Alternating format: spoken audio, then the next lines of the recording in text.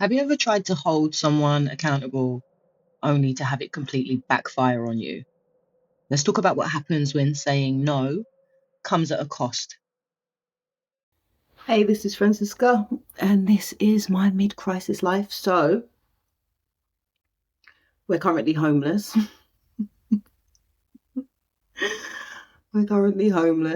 Thankfully, not on the street homeless, which is good. We've been given somewhere to live, so that's amazing. I'm not going to sit and complain about the situation that we currently find ourselves in. What I wanted to talk about was this. The reason that we are homeless is because I finally made a decision to just say, no. No. No. This needs to stop. This needs to stop. This needs to be done with. You cannot keep on talking and treating and behaving in the way that you are. It's not acceptable. You can't keep talking to my son like he's an irritant, like he's a piece of something on the bottom of your shoe that you're trying to scrape off. No, it needs to stop. It needs to stop. And that conversation, that was not received well, believe it or not. That was not received well by my mother. So people who have narcissistic tendencies, right, they tend to do these sorts of things when they've been cornered, right? So when you actually point out something that they are doing that by anybody's standards is unacceptable, there's a couple of things, a couple of strategies that get employed, right? And you might see this in your friendships, you might see this with your own parents, you might see this with your partner. But it goes like this. Hey, listen, what you're doing is unacceptable. What do you mean what I'm doing? I'm not doing anything. Like, if anything, I'm the victim in this situation. If anything, I'm just responding to the way that someone else is treating me. And on top of that, how dare you? How dare you bring this up?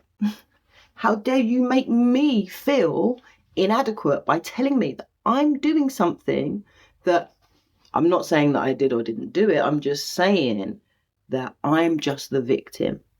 I'm just reacting to the things that are going on. And the thing is, right, is that with people like that, it's really hard to argue because everybody does stuff that everybody could react to, right?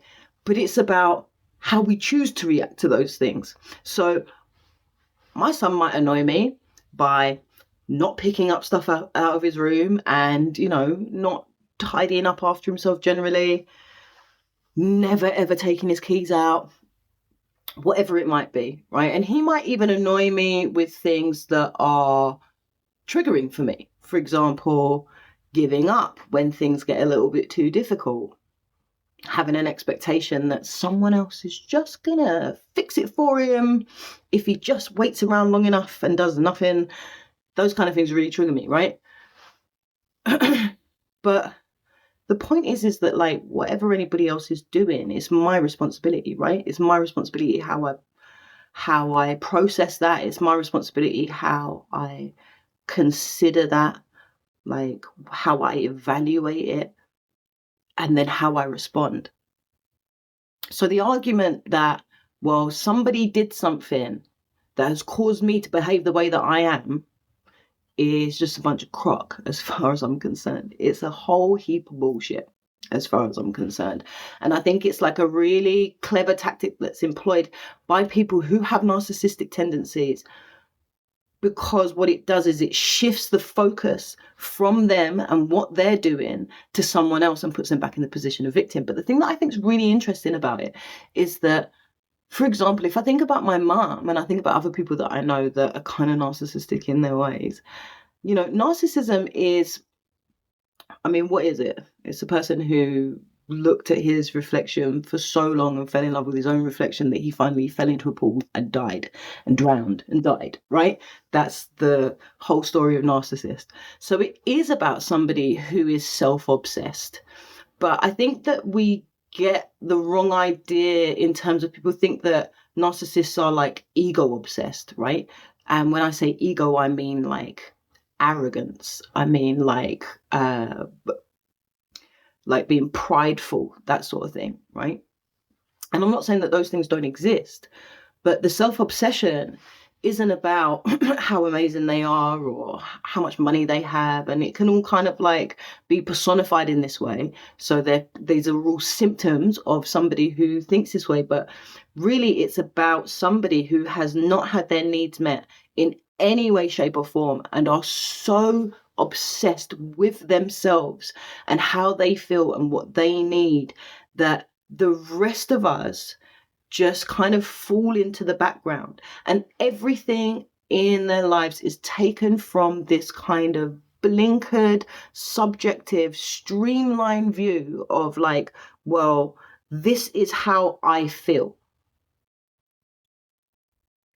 And it's not, I feel this way because of the whole like back catalogue of things that have happened to me in the past, and how I've managed to deal with those things and the amount that I've unraveled this knot over here that's in me, or the amount that I've been able to talk about or go through some kind of process to begin to start healing these things, or what I haven't healed. It's nothing about that. It's about this, how I feel right now in this moment.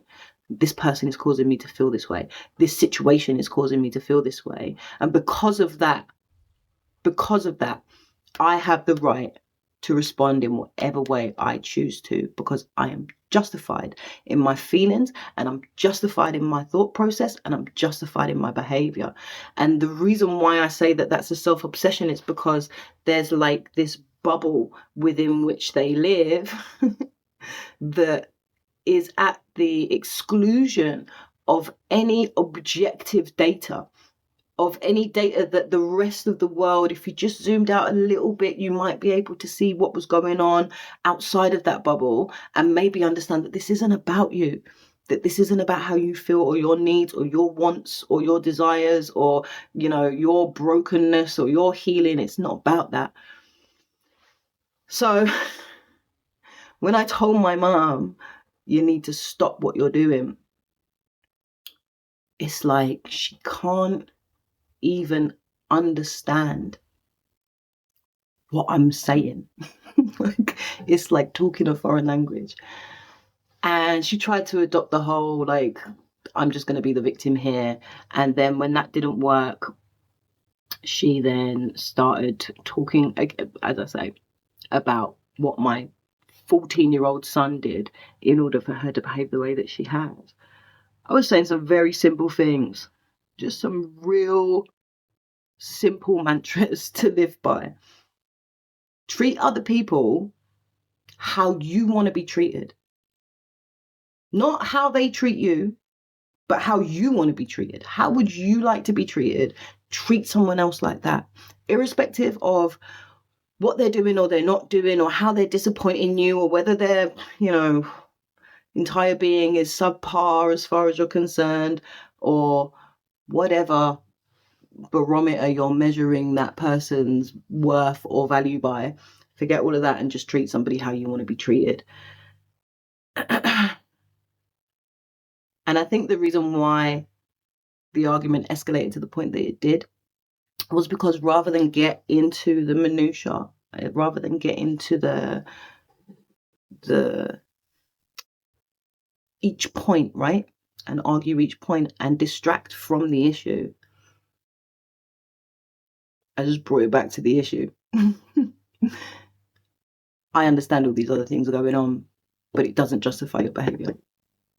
I understand that somebody has done that, but it doesn't vindicate you in behaving the way that you are. Yeah, I understand that you're feeling uncomfortable right now and you're feeling victimized, but it doesn't make what you're doing okay. Like, this is the issue and this is what needs to get looked at. This is what needs to be dealt with. And my mum tried all sorts of different techniques to try and move the focus away from that. But that is the point. That's the issue. And when she couldn't, the only thing that she could do was say, I want you out my house. I want you and your kids out my house, because there's such a fear and such a reactivity to having to perceive herself through somebody else's lens that is so painful for her, that it causes her to be reactive. It causes her to be unkind, to be hurtful and flippant and impulsive with her reactions, because she's just reacting from that place of upset, of anger, fear. Basically, this person is doing something that I do not have the capacity to deal with. They need to go. They need to go. And the thing is like, I do really feel for my mom, like, and this is why oftentimes I won't behave in that way towards her. I won't be just succinct and matter of fact and focus on actually, you're not all of this histrionics that you're doing. Like, I don't care about all of that. What we're talking about is this. We're talking about your behavior right now. I don't often do it to her because I see how excruciating it is for her to have nowhere to go. She's like a cornered animal, and the only thing that she can do when she's cornered is attack. But the thing is if she, whatever, it doesn't really matter at this point in her life, but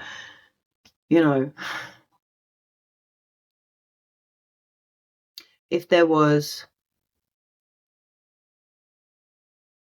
I don't really know, actually. I'm trying to think about like, what's the cure for this? There's a million different things. I guess the thing is just to start with saying, actually, I'm scared to look at this part of myself.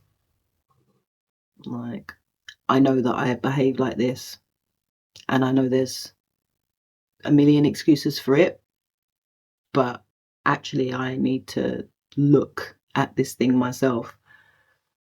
And I think that's why that kind of narcissistic trait is just so ironic, because you're so self-obsessed, but completely unself-aware. It's like, how can those two things exist at the same time? It's crazy. But yeah, what's my point of this story? A couple of things. I would say that if you're dealing with someone who does that sort of stuff, who wants to bring things up, who wants to escalate the conversation to the point where you're now, upset or shouting, so that they can go, oh my God, see how you shout at me, and then you wonder why I behave the way that I do. Oh, such a victim in this situation. Or if you want to be with someone who says, yeah, but, this person's doing that, they're look how they're behaving. Why are you picking on me? Or someone who just constantly tries to distract, or someone who gaslights all the time, right? And says, no, I don't know what you're talking about. Like, you're giving me examples of what it is that I've done, but that's not real. That doesn't exist. I don't know what you're talking about. If you have people like that in your life, the easiest and the most straightforward way to cut through all of that is to not get embroiled in the histrionics. It's to be very clear about what your point is, and to be clear about whether or not anything that they have said justifies or vindicates their behavior. And I don't know whether that's going to lead to, a much more harmonious conversation. Who knows, right? Maybe, maybe not. Or maybe it will lead to you being thrown out onto the streets with your kids. Who knows, right? But yeah, try not to get caught up in the bullshit, basically. Don't let them do it to you. Yeah, I think that's all I want to say. I don't know that I've really said anything, to be honest, but take from it what you will. What am I grateful for?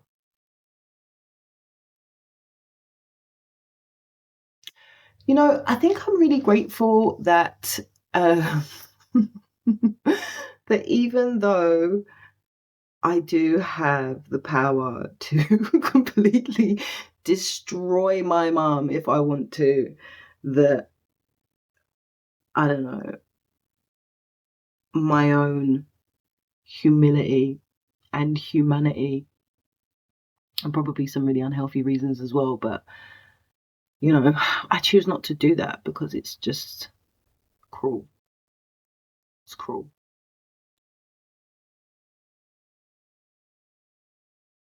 And I think that's the point, right? The narcissists, they get a really bad rap. And rightly so, right? They're out here terrorizing people. But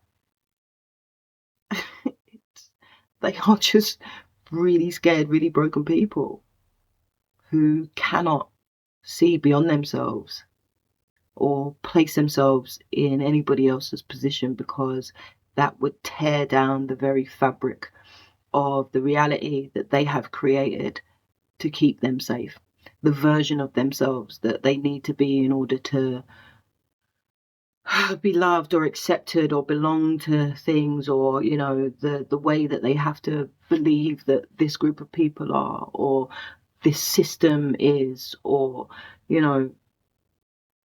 whatever it might be. There's such a level of inflexibility in that perception of reality, because for anybody to question it is too much, is too painful.